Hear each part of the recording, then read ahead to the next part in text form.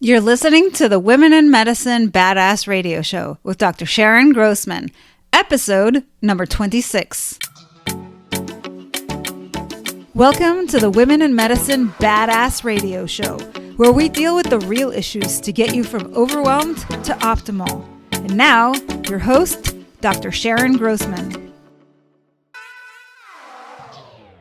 Hello again, and welcome back to the episode on Imposter syndrome. So what I want to explain today is what is imposter syndrome, because so many of my clients experience it. If you're not familiar with the term, you are in the right place. I would also like to then talk about where this syndrome actually comes from and what you can do about it. Now, as a woman in medicine, you probably either experience imposter syndrome yourself or know someone who does. I find that this is actually pretty common for so many of you. You're absolutely not alone in this. So where does this come from? What is it? We're going to answer all of these questions today.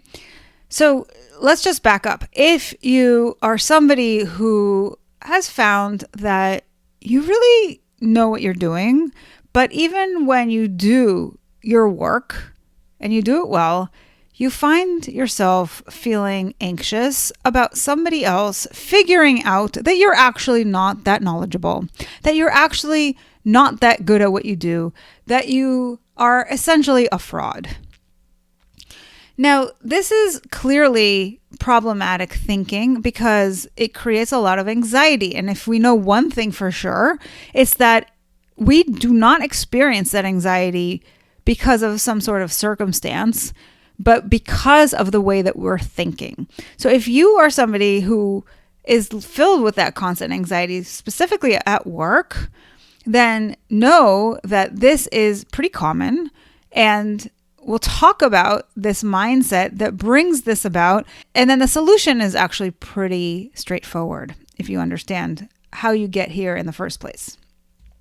So imposter syndrome is really this idea, this thought that goes through your mind that you are a fraud, right? So imagine that you're going through life and you tell yourself that in a different area where you actually don't feel like you have imposter syndrome, right?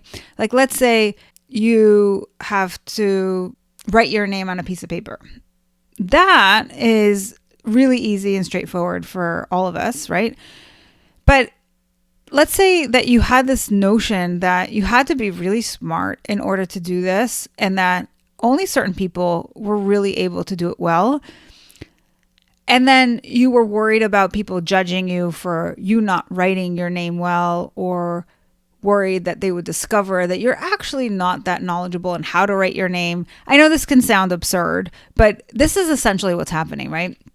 So you're able to write your name, but then you're sitting there questioning yourself about, am I really good at this? Or maybe I am good at this, but they're going to think that I'm not good at this. So much of this has to do with that mind chatter and constantly questioning yourself. And that's what brings up all of this anxiety. So essentially that's what's happening at work, right? But on a greater level, because this is about your profession. This is something that you've trained to do. And you might find that you are constantly worried about people figuring this out, this big secret that will all of a sudden be revealed, where you are going to be exposed, right? So living in that fear of exposure is essentially what this imposter syndrome is all about.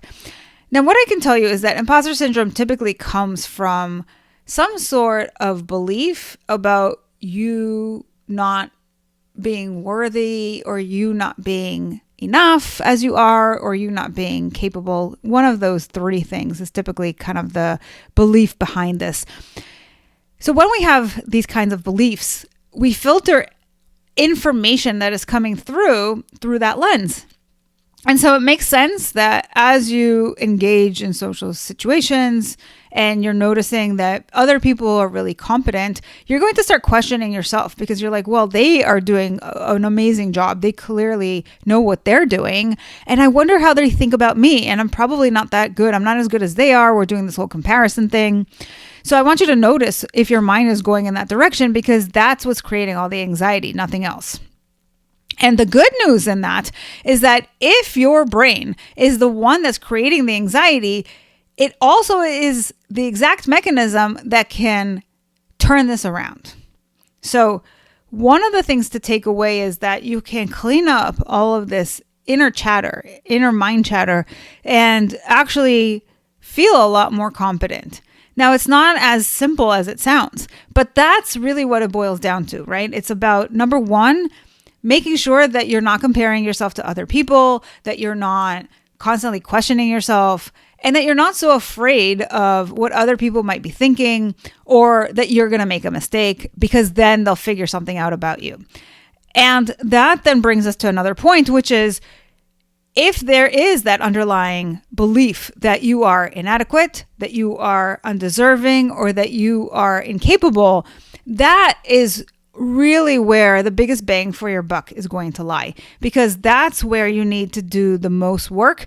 And believe me when I tell you this, that if you can change that belief system, then the whole thought process becomes much cleaner. And then the anxiety, because it stems originally from your thoughts, will basically vanish, right? So instead of just having that inner voice telling you, that's not good enough, they're going to find out, then you're going to have an inner voice that says, actually, you really know what you're doing. That's pretty good. Or at least you tried, right? And kind of being more of a cheerleader for you. And so if you want to really do this work, I would encourage you to practice telling yourself all the things that would really help you to arrive. All the things that acknowledge you for what you are doing. Because listen, if your brain is going to create all this noise inside, the very least thing you can do is to counterbalance that voice, because it doesn't exist in solitude, right? Like there's this voice that tells you all the things that are wrong, and maybe there's partial truth to that, but there's also this whole other truth that you're not shining a light on. And this is your opportunity to say yes and. In other words, yes, I made a mistake and I've done so many amazing things, and I have learned so much from this experience that I will be able to take forward. So it's really about engaging with that voice and doing that on a regular basis so that you have that counter argument.